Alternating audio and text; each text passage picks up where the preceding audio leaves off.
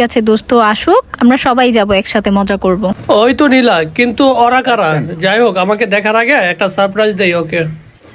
High lady, বলো তো আমি কে? বলো তো দেখি বলতে পারো কিনা আমি কে। আরে এটা কি দেখছি, আমার ওয়াইফ এখানে। জন আমাকে এত বড় ধোকা দিল, আমি ওকে অনেক বিশ্বাস করতাম। তুমি সত্যি আমাকে অনেক ভালোবাসো। হ্যাঁ বাসবো না। আচ্ছা শোনো, এটা আমার ফ্রেন্ড সাথী আর এটা ওর বয়ফ্রেন্ড। সাথী, তুই না আমার বয়ফ্রেন্ডকে দেখতে চাইছিলি, এই যে আমার বয়ফ্রেন্ড। আমার ওয়াইফের কাছে এইভাবে ধরা খেয়ে গেলাম, কিন্তু আর পাশে কে এটা? জন, ওর সাথে পরিচয় হও, ও আমার ফ্রেন্ড সাথী, ও তোমাকে দেখার জন্য পাগল হয়েছিল। নতুন করে আর কি পরিচয় হবো ওর সাথে? পরিচয় হও, আমার বান্ধবী, আমার ক্লোজ ফ্রেন্ড। আই এম জন।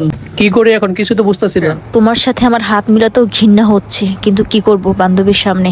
চল তুই না রেস্টুরেন্টে যাবি, আমরা রেস্টুরেন্টে যেয়ে অনেক মজা করব। আয় আয় আয়, চল চল। আরে না না নীলা, আজকে যাব না, অন্য একদিন যাব। আরে সাথী চলো, আজকে যাই, অন্য একদিন কেন? এখানে